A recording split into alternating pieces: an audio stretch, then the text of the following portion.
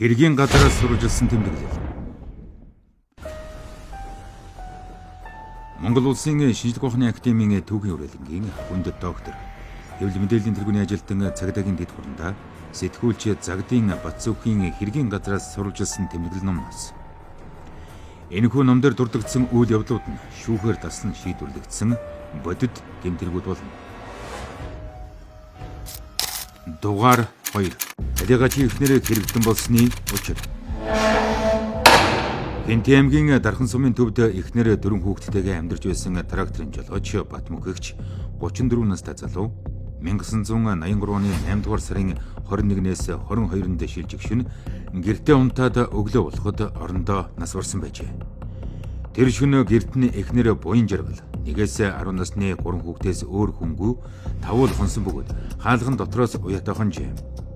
Маргааш нь Дархан аймгийн ардын депутатуудын хурлын гүйцэтгэх захиргааны нарийн мичгэн дарга Банзарагч хүний хэмч од нараа газар дээр нь очиж үзээд онцлог шижигтэй зүйлгүй хэмээн нүдээр үлдсэн тухай товч протокол бичиж цагдан сэргийлэхийн хэсгийн төлөөлөгч Дангаан сүрэмдэгч Талигачийн ах дүүс цугларч 3 хоногийн дараа буюу 8 дугаар сарын 25-нд шарилыг хөдөөлүүлсэн байлаа.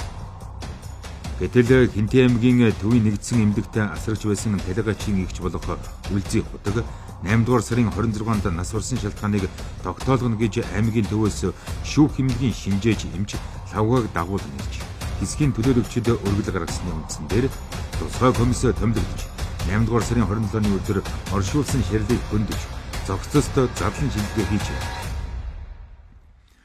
Задлан шинжилгээний актад их хэмч лавга тархины суур яс цуурч аман хүзүүн салж булгарсан, эрүү мулдарсан, зүүн бөөрийн дээд талд няцралт үүссэн. Эдгээр хүнд гэмтэл нь мохоо гадаргуутай хатуу биетийн олон удаагийн үйлчлэлээр үүссэн. Ялангуяа толгой дээрээс болон ар шилэн хүзүү орчинд үүссэн гэмтэл нь хохирогчийг сэхжгүй үхэлд шууд хүргэсэн болно гэсэн дүгнэлт гаргасан байна. Нэгэнт ийм дүгнэлт гарсан болохоор хүнийг хэрцгийгээр алсан гэмт этгээдийг даруй тогтоож шийдвэрлэх ажилд цагдаагийн ажилтнууд шуурхайлан орсон байна.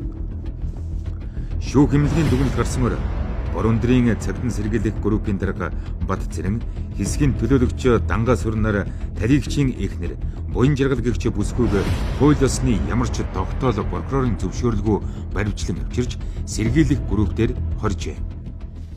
Маргааш нь буюу 8 дугаар сарын 28-нд хошууч Бат Цэрэн анхны байцаалтаар л хүн амны хэргийн эзнийг тогтоож бүх үйлдэлийг хүлээлгэснээр барахгүй өчиг мэдүүлгийг өөрөөр нь бичүүлж хизээч энэ бичсэн зүйлээс буцахгүй гэдгээ батлана. Должингийн буян жаргал 1983 оны 3 дугаар сарын 28 гэсэн 19-ийг авч чадсан. Гайхалтай нь шүүх хэмнэлийн хэмжээ лавгагийн бичсэн шинжилгээний акт сэжигтэн эмэгтэйн мэдүүлэг хоёр хоорондоо үг үсгийн зөрүүгүй шахам таарч байна.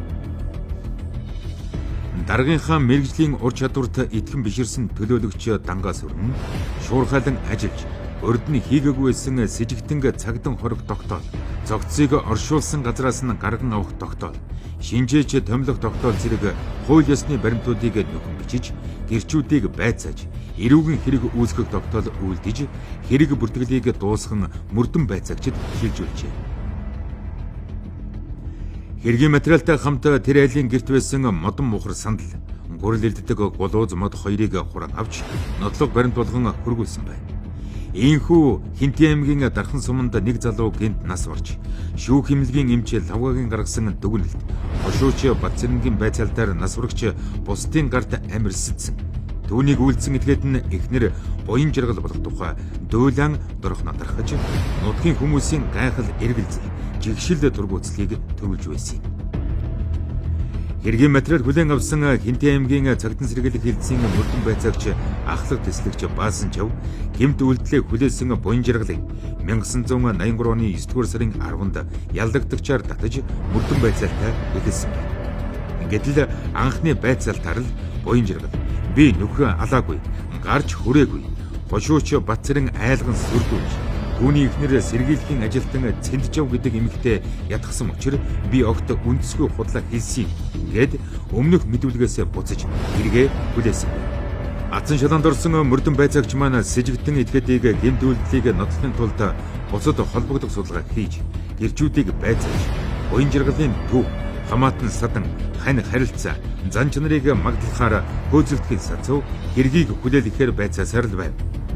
Ингэснээр нэг он шовдорчээ. 1984 он гарсаар байцаагдагч буян жаргал шүүх хэмнэлгийн эмчид гомдолтой делегатийн зохицолд дахин шинжилгээ гаргуулж өг. Би нөхөртөө гар хүрээгүй атлаа. Түүнийг зодож алсан ял тулгагдлаа. Үхтлээ гомдолтой гэдэг болж. Мөрдөн байцаагч зарим сэжиг гаргав. Эрэм хоёр гэртээ үе муудалцдаг. Бас зодолддог. Нэг удаа галын хайчаар нөхрөө татаад авахыг сургуулийн сурагч үүдээр нь өнгөрөхдөө онгорхоо хаалгаар нь харсан. Шарлийн хайрцагт зогцыг буян жаргалын ах ухнаа ганцаараа хийсэн. Мөн нас барсан хүн мухар модон сандалд тэглэж хөлөө зогсноос уурлан химх зохино гэж сүхээр балбаж их нэртэйгээ хэрэлдэж зодолцсон бололтой гэсэн сэжиглэл гаргаж энэ мөрөөр нь шалгасан байна.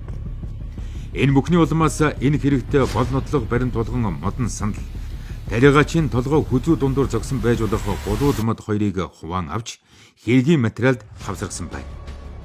Мөн буян жаргалын түүх намтар зан аашны байдал сэжиглэл гүнзгий ирэхэд нэмэр хачирв болсон бол л та. Учир нь тэр үед 29 настай байсан тэр эмэгтэй 5 хүнтэй харилж байгаад салсан. Талигаач Батмөнх 6 дахь нөхөр нь байв. Гэрч болон бусад хүмүүсийн ярианаас үзвэл буян жаргал нь хилам төргөн хэрүүлж хурц ширүүн зантай бусадтай хэрэлдээд дилсэд авахаас буцахгүй. Нөхөр нь үг дууд багтай номо мөнгөнүү ир байсан учраас түүндээ дээрлэхүү маягтай ажиглагддаг байсан гэдгийг олж мэджээ.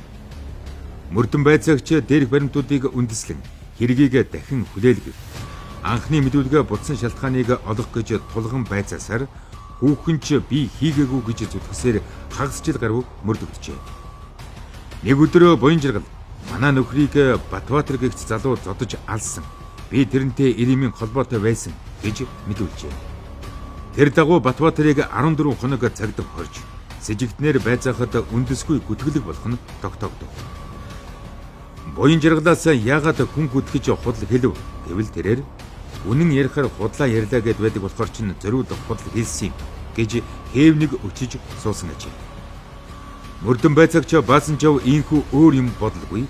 Гарын дор байсан ганц эмэгтэйг хоргоосоор 8 сар өнгөрсний дараа 1984 оны 5 дугаар сарын 5-нд буян жаргалын гэмт үйлдэл нь батлагдж байх тул урдчилсан мөрдөн байцаалтыг тасалбар болгон зогсоож эрүүгийн хуулийн 70 дугаар зүйлийн аад зааснаар ял төлөвлөг Хинтээ аймгийн цагдсан сэргийлэх ангийн дарга хошууч цэнд сүрэнгээр зөвшөөрүүлж прокурор үржин доржоор батлуулан аймгийн шүүхэд шилжүүлсэн байна. Аймгийн шүүх хэргийн хавтаст материалыг хянан хэлэлцээд буян жаргалын гин буруу нь бүрэн нотлогдоогүй байна гэж шүүх хурлын магадлал гарган буцаажээ. Мөрдөн байцаагч Баасанжав уг хэрэг дээр мөрдөн байцаах ажиллагааг үргэлжлүүлэн хийхдээ шинээр нотлог баримт үйлдэлийг батлах тодорхой үндэслэл гаргаж чадаагүй байх бөгөөд мөн оны 7 10 дугаар сард дахин ял төлөвлөж шүүхэд шилжүүлсэн боловч аймгийн шүүх хурал хэргийг буцааж байна. Ийхүү уг хэрэг дээр 3 удаа ял төлөвлөж шүүх хурлаас буцсан. Мөн яллагдагч өргөдөл гомдол гаргасан учраас улсын прокурорын газар хэргийг авч хянан үзээд улсын цагдсан сэргийлэх ерөнхий газрын мөрдөн байцаах газраас газар дээр нь хүн явуулж ажилуулах үүргөгчээ. Улсын прокурорын албан бичгээр өгсөн үүргийн дагуу улсын цагдсан сэргийлэх ерөнхий газрын мөрдөн байцаах газрын ахлах мөрдөгч байцаагч дэд хурантай хүрвээ газар дээр нь очиж 1984 оны 12 дугаар сарын 8-наас зарим зүйлийг тодотгох зэрэгээр 10 хоног ажиллаад урдах хүний адил буян жаргалын үйлдэл батлагдж байна хэмээн ялын төлөвлөгөө үйлдэж шүүхэд шилжүүлжээ. Ингээд 1985 оны 1-р сарын 11-нд Хинтээ аймгийн төвд эрүүгийн хэргийн шүүх хурал болж шүүх хурал буян жаргал эрүүгийн хуулийн 69-р зөвлөөр 15 жил хорж шийтгэж ялыг чанга дэглэмтэй колонд эдлүүлэх шийдвэр гаргажээ. Ял сонсоод буян жаргал улсын дээд шүүхэд зохиомл хэрэгт тулган шийтгэгдлээ гэж давж заалцсан бөгөөд өргөдөл бичиж өгсөн байна. Дээд шүүхийн эрүүгийн хэрэг эрхэлсэн коллег хэргийн болон шүүх хурлын материалыг хянан хэлэлцээд асуудалд хаанга дутуу төлмөг хандаж хууль зүй зөрчсөн болохыг баримтаар нотолж шинжилэн хэлэлцүүлэхээр аймгийн шүүхэд буцаажээ. Гэтэл аймгийн шүүх шүүн таслан хурлыг дахин хийхээр бэлтгэж 2 сар өнгөрсний дараа шүүх бүрэлдэхүүний зарим хүнийг солиод 1985 оны 3 дугаар сарын 14-нд хурал хийж урд гаргасан даслан шийдвэрлэх тогтоолоо хэвээр баталсан байна. Энэ үед буян жаргал улсын дээд шүүхэд дахиад л давж заалдсан өргөдөл гаргажээ.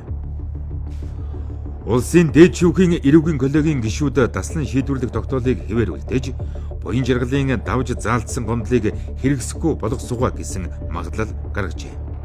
Ийхүү хүн амны дулаанд хэргийг мөрдөн шалгах, шүүн шийдвэрлэх ажил 3 он дамжин яллагдагчаар татагдсан эмэгтэй 2 жил шахам мөрдөгдсөний эцэст буян жаргалыг 1985 оны 3 дугаар сарын 15-нд эмэгтэйчүүдийн хорих ангид ялыг эдлүүлж хүмүүжүүлэхээр шилжүүлсэн ажээ.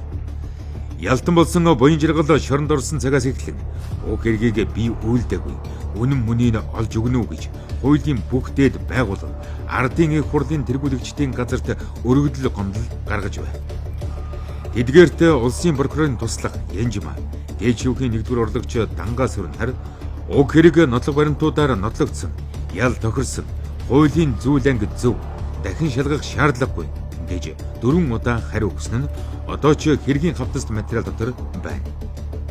Гэтэл буян жаргал гэнт миний нөхрийг талхаа гэдэг хүн алсан гэсэн шинэ мэдүүлэг гаргаж ирсэн байна. Харин талхаа ямар ч холбогдлого байв. Ийхүү мөрөөрөө явж байсан жирийн нэг иргэн энэ явдлын золиос болж 8 сар мөрдөнд сууж хохирчээ. Яагаад хүн гүтгснийг асуухад буян жаргал миний талаар хуулийнхан анхаарахгүй болохоор дахин сайн шалгуулах, зориуд шууган тарихаар энэ хүнийг гүтгсэн юм гэжээ. Харин хуулийн зарим ажилтны санаачлагаар 1988, 1989 онд шүүх эмнэлгийн комисс шинээр томилж, нас барагчийн зохицост 2 удаа шинжилгээний дүгнэлт гаргуулжээ.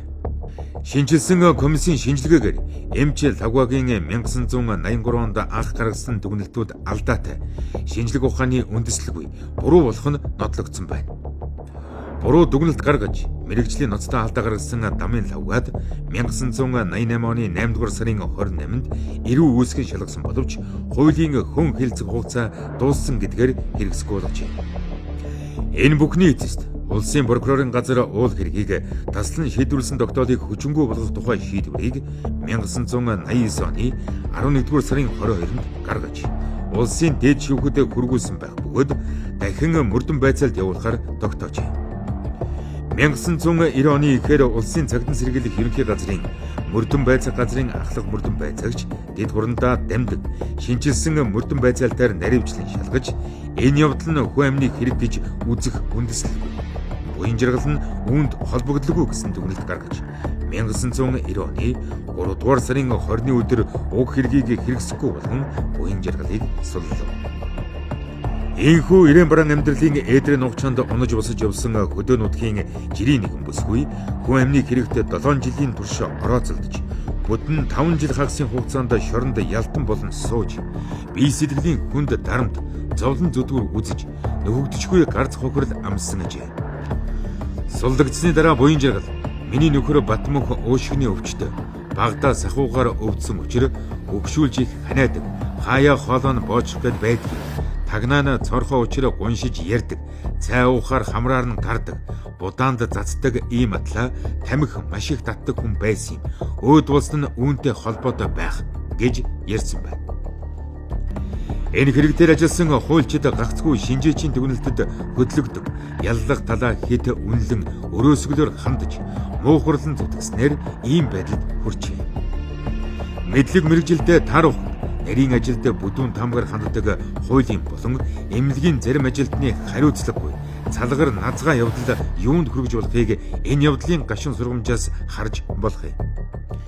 Хэргийг хянан баталж шийдвэрлсэн улсын болон аймгийн шүүх прокурорын байгууллагын дээр нэр дүрдсэн хариуцлагатай ажилтнаар нотлогдоогүй бол гин буруугууд тооцох зарчмыг зөрчиж, хууль ёсыг гажуудуулан Иргэн буян жаргалыг олон жил сэтгэл санаа, эрүүл мэнд, эд материалын үлэмж хохиролд унагжээ.